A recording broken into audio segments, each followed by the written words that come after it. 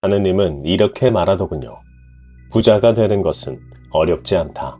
아니, 쉽다고요. 그들은 현실이 만들어지는 이유를 알게 되었고, 가장 중요한 것은 관계에서 나온다는 것을 깨닫게 되었다고 합니다. 어째서 극단적인 예를 스스로 들고 있는지 아나? 그건 내키지 않기 때문이야. 믿고 싶지 않기 때문이지. 당신 속에 있는 관념, 즉 에고가 꺼리고 있어. 지금까지의 믿음과 다르게 믿으려는 것을, 현실이 변하려는 것을 말이세. 안녕하세요. 최혜직입니다. 구독자님들의 응원 속에서 휴가를 매우 잘 다녀왔습니다. 감사합니다. 베트남의 자연을 마음껏 느끼고 그 속에서 책을 읽고 왔습니다. 오늘 소개해드리는 책은 자연 속에서 읽은 하나님과의 수다라는 책입니다. 인빅투스 출판사에서 2015년 4월 2일에 발행된 책입니다. 약 400페이지가 되는 책이지만 읽어보시면 책을 손에서 떼지 않으실 거라 확신합니다. 매우 쉬우면서도 흥미롭기 때문입니다. 일상생활에 적용할 수 있으면서 책의 주인공이 하느님과 대화하면서 스스로 성장하는 부분이 잘 묘사되어 있어 매우 즐겁게 읽으실 수 있습니다. 좋은 이야기가 많지만 저는 이 책에서 하느님이 말한 부자가 쉽게 되는 법을 중점적으로 소개하고자 합니다. 그리고 아마도 다른 부분도 또 다른 영상에서 소개하게 될지도 모르겠습니다. 그만큼 책이 좋습니다. 이 책은 명상을 하던 저자가 하느님과 대화를 시작했다는 설정으로 시작합니다. 신과 나눈 이야기와 설정이 유사하지만 신라이처럼 실제로 하느님과 대화를 했다고 주장하지 않고 본인의 머리에서 이런 내용들이 나온 것은 하느님이 도와줘서 가능했다고 말하는 점이 다릅니다.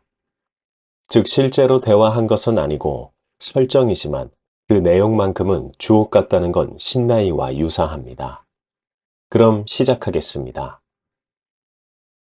하느님은 주인공인 미스로에게 이렇게 말합니다. 현실이란 자네를 비춰주는 거울이라고 했지. 현실이 거울이라면 거울을 향해 행한 대로 전부 본인에게 되돌아오게 마련이니까. 거울은 자네를 비추고 있어. 자네 행동을 계속 되받아치고 있다는 얘기지.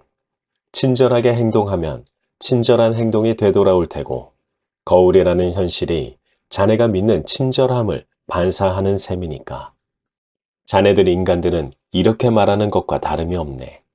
반바지를 입은 여성이 거울 앞에서 이렇게 말하네. 난 분명 치마를 입었단 말이야. 이게 자네들 인간이 늘 하는 행동이라네. 이 말에 저는 누구나 있을 법한 경험 하나가 떠올랐는데요. 만약 레스토랑이나 배달원이 실수해서 다른 음식을 주거나 뭔가를 빼먹고 온 경우에 우리 감정은 어떻게 될까요? 당연히 짜증나는 일이죠. 배고파 죽겠는데 음식이 잘못 나오거나 아예 주문도 들어가지 않았을 때, 그리고 배달원이 젓가락을 가져다 주지 않아 음식을 앞에 두고 먹지도 못하는 상황 말이죠. 전화해서 화를 내는 당연한 상황일지도 모릅니다. 그때 거울을 떠올려 보는 겁니다. 이 상황이 나에게 올 거라고 전혀 생각할 수 없더라도 거울을 떠올려 보면 순간의 화를 잠재울 수 있겠죠. 책에서는 앞차가 느리게 가서 주인공이 빵빵거리는 장면에서 하느님이 주인공에게 저 말을 하였습니다. 그리고 인간이 늘 하는 행동으로 이렇게도 말합니다. 자네들이 평소 현실을 보고 하는 행동이야. 거울에 비친 자신의 머리를 먼저 바꾸려고 한다니까? 도저히 불가능한데 말이야. 한번 거울 앞에 서보게나. 거울 속 자신의 머리를 자신보다 먼저 바꿀 수 있는지 시도해보게. 거울 속 머리 모양은 나도 손댈 수 없다고. 그럼 거울이라는 현실에 비친 사건이 마음에 들지 않을 땐 어떻게 하면 좋을까? 진짜 어떻게 하면 좋을까요? 우리는 현실에서 좋지 않은 상황에 놓일 때가 많습니다. 아주 가벼운 수준부터 매우 무거운 수준까지 말이죠. 레스토랑 음식이 잘못 나오는 가벼운 수준부터 빚에 허덕이게 되는 무거운 수준까지 말이죠. 여기서 주인공인 미스로가 매우 중요한 말을 합니다. 현실을 먼저 바꾸지는 못하는군요. 그것을 보고 있는 내가 먼저 변해야 하니까요. 지금 좋지 않은 현실에 놓인 자신의 거울에 투영되고 있다면 본인이 먼저 바꿔야 거울에 투영된 자신도 변하는 걸 말해줍니다. 나폴레온 힐의 성공의 법칙에서 나온 일화가 있는데요. 힐은 노숙자의 도움 요청에 도움을 줄 수 없다고 했지만 계속되는 요청에 이렇게 말합니다. 그를 자신의 사무실로 데리고 가서 어두운 방에 그를 혼자 둡니다. 그리고 그 방에 불을 켭니다. 노숙자는 그 방에 설치된 거울에 비치는 본인의 모습을 보게 되었고 한동안 쳐다본 후 힐에게 고맙다고 하고 방을 나갔습니다. 몇 개월 뒤 정장 차림을 한 어느 한 남성이 힐을 찾아와서 이렇게 말합니다. 저는 그때 그 노숙자입니다. 선생님께서 저에게 거울을 보여주지 않았다면 지금 이렇게 정장을 입고 다시 선생님을 뵙지 못했을 겁니다. 저는 그때 알았습니다. 제 현재 모습을 바꾸려면 저 자신이 먼저 해야 한다는 걸요. 하나님과 수다에서도 다른 일화를 통해 같은 말을 해주고 있는데요. 현실을 바꾸려면 투영한 쪽인 당신의 생각을 먼저 바꿀 수밖에 없다고 하나님을 통해 말해줍니다. 그럼 우리의 생각을 바꾸려면 어떻게 해야 하는 걸까요? 해석을 바꾸면 됩니다. 책 속에 하나님의 한 말을 그대로 하겠습니다. 사건을 먼저 바꿀 수는 없어.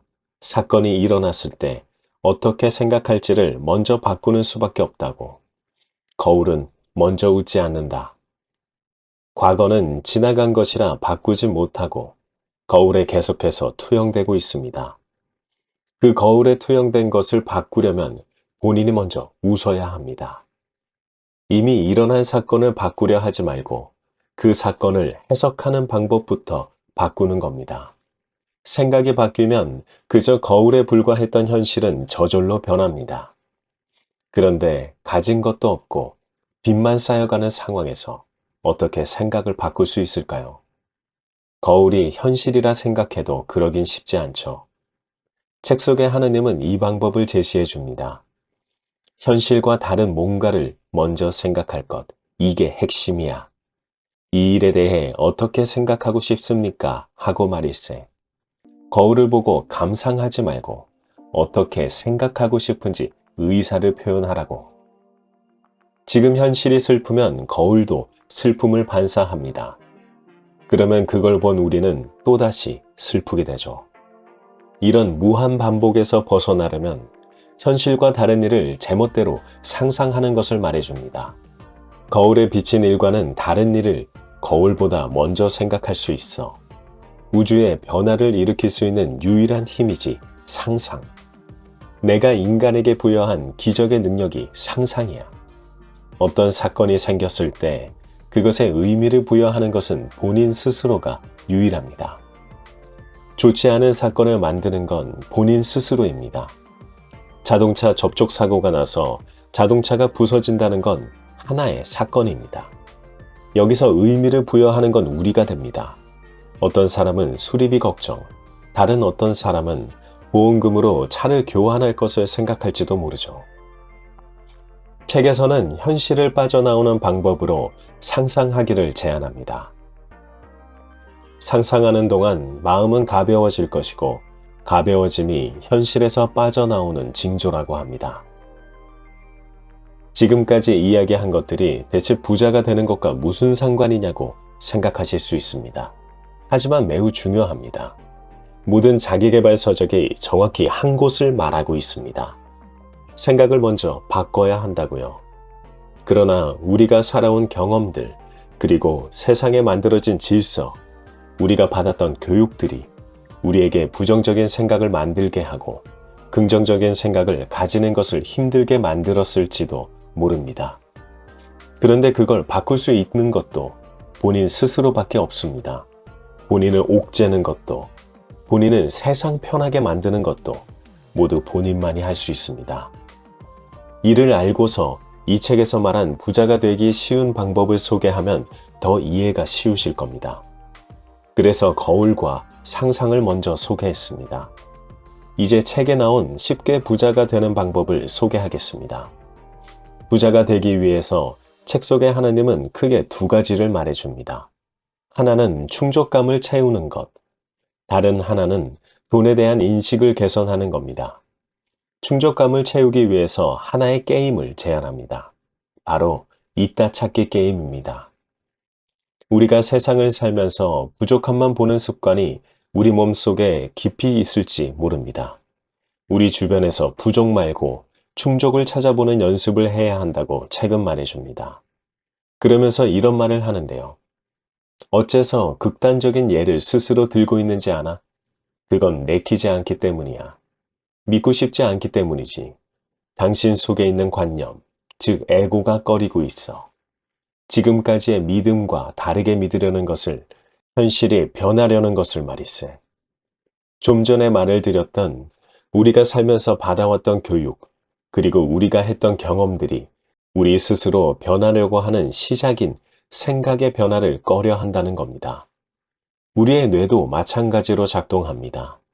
이미 시냅스가 강하게 연결된 고정된 패턴을 좋아하는 경향이 있습니다. 그런데 우리가 성장하려면, 그리고 좀 더 나은 삶을 살아가기 위해선 익숙한 것에서 벗어나야 합니다. 뇌는 익숙하지 않은 상황에서 빠르게 반응하면서 시냅스를 새롭게 연결시키고 새로운 습관 형성을 몸으로 신호를 보냅니다. 꼭 이렇게 뇌의 작용이 아니더라도 우리가 생각을 바꾸는 시작이 지금 현실을 벗어나는 기초가 될 수 있습니다. 그 점을 이 책에서도 강조하며 말해줍니다. 책 속에 하나님이 말한 내용을 더 소개하겠습니다.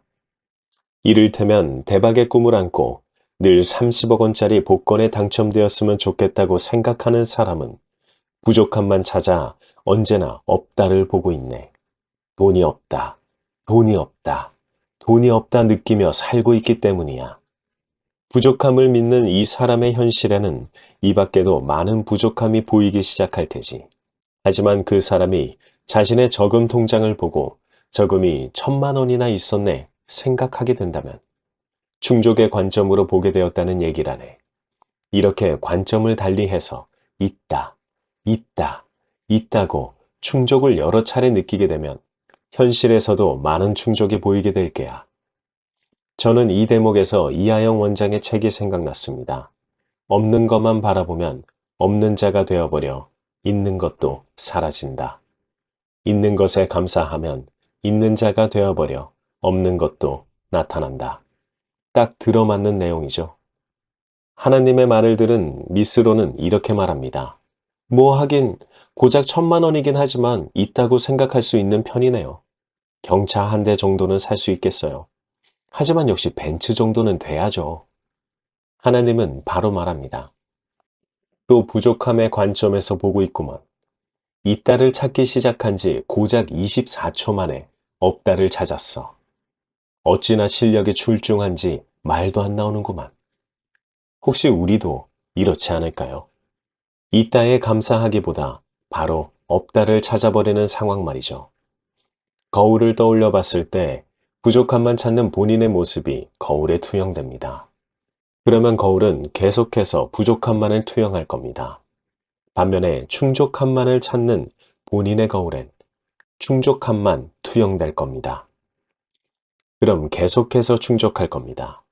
아주 사소한 생각의 변화로 충족함을 찾는 것부터 부자가 되기 위한 습관을 가질 수 있다고 책 속에 하나님은 말해줍니다. 두 번째로 말해준 것은 돈에 대한 인식 변화입니다. 우리가 어렸을 때 받은 교육들이 돈을 부정적인 것으로 받아들이게끔 했던 아쉬운 교육들이 덜어 있습니다. 어떤 사람들은 이런 교육을 가진 자들이 만들어 놓은 노예화와 같다고도 말하기도 합니다. 그럴 수도 있지만 그들이 만들어 놓았다고 해서 우리가 굳이 따를 필요는 없죠. 그래서 생각을 바꾸는 것이 매우 중요합니다. 책에서는 이런 상상을 해보라고 조언해 줍니다. 책 속의 하느님은 이렇게 말합니다. 남들보다 돈이 좋다고 솔직하게 선언하게.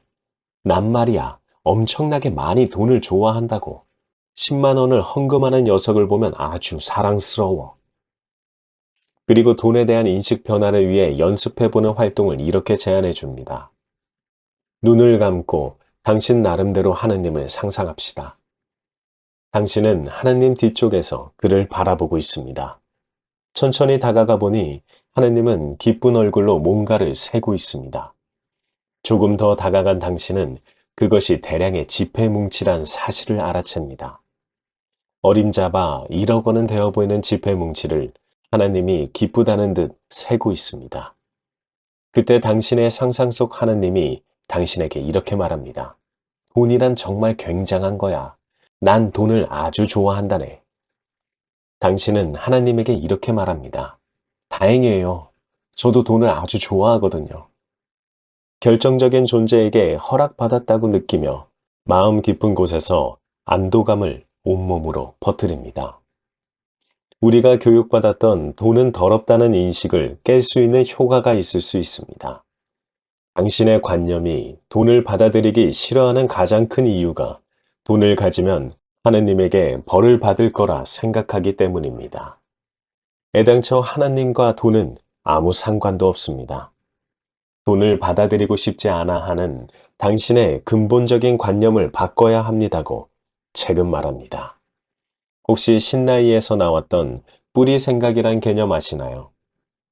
이성적인 내가 아무리 생각을 해도 뿌리 생각이 그렇지 않으면 그 생각이 발현될 수 없다는 건데요. 이 책에서도 유사한 내용이 있습니다. 해친들님은 만약 로또 1등에 당첨되신다면 어떤 행동을 하시겠어요? 대부분 사람들이 아무도 모르게 직장을 관두고 떠난다거나 아무에게도 알리지 않음을 말할지도 모릅니다. 저도 이 책을 읽기 전엔 그렇게 생각했습니다. 그런데 이게 뿌리 생각과 연관이 깊더라고요. 우리가 가진 뿌리 생각은 로또 1등에 당첨되었을 때 아무에게도 알리지 않는다는 건 두 번 다시 저런 큰 돈을 스스로 만들 수가 없다고 생각하는 것과 같다고 합니다. 딱 들어맞지 않나요? 두 번 다시 저런 행운이 오지 않을 거라고 스스로 생각해버렸기 때문입니다. 이런 생각은 곧 부족함이고 그 부족함은 거울에 비추어지고 당연히 복권에 당첨될 수 없게 됩니다. 책에서는 복권에 당첨되면 많은 사람들에게 베풀라고 합니다. 베푸는 것은 본인이 그만큼 다시 스스로 만들 수 있다는 것을 뿌리 생각으로 가지고 있기 때문입니다. 교회 헌금함에 1,000원을 아무 생각 없이 넣는 사람은 1,000원 정도는 금방 다시 들어온다고 믿고 넣는 거죠.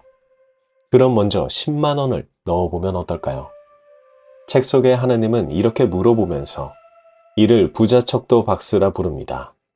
5,000원을 선뜻 내어놓는 사람은 5,000원을 쉽게 손에 넣는 걸 알고 1,000만 원을 내어놓는 사람도 있죠.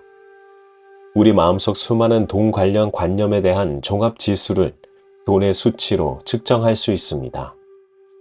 아무 생각 없이 넣을 수 있는 액수는 쉽게 생각하는 액수입니다. 힘들여 넣는 금액은 힘을 들여야 들어오는 액수입니다. 무리해도 넣지 못하는 금액은 무리해도 들어오지 않는다고 생각하는 액수입니다.